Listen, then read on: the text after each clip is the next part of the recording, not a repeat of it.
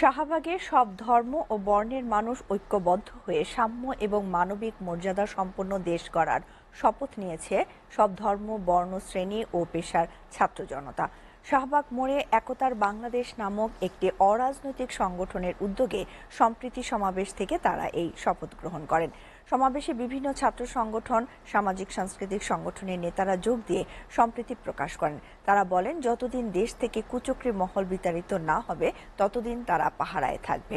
কোনোভাবেই কুচক্রী মহলকে ছাড় দেয়া যাবে না। দিল্লিতে পরিত্যক্ত স্বৈরাচার বসে ষড়যন্ত্র করছে দাবি করে তারা বলেন, কোনো ষড়যন্ত্রই কাজে আসবে না। সব ষড়যন্ত্রই রুখে দেবে বাংলার ছাত্র সমাজ। স্বাধীনতার 52 বছরে কোনো হামলা বা আক্রমণের বিচার পায়নি হিন্দু সমাজ।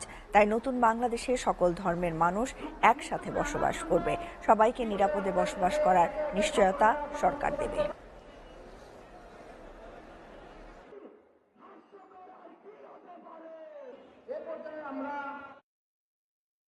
আমরা স্পর্শ করে বলে দিতে চাই, এই বাংলাদেশ 16 বছর পরে স্বাধীনতার যে নতুন মুখ দেখেছে, সেই মুখের দিকে কেউ যদি নজর দেওয়ার চেষ্টা করে তাহলে তার জায়গা আমাদের এই বাংলাদেশে হবে না। সামনে যদি বিন্দু পরিমাণ কোনো বাধার আশঙ্কা আমরা দেখি, তাহলে ওই 5ই আগস্টের মতো জনতার স্রোতে তাদেরকে পিছিয়ে দিতে হবে।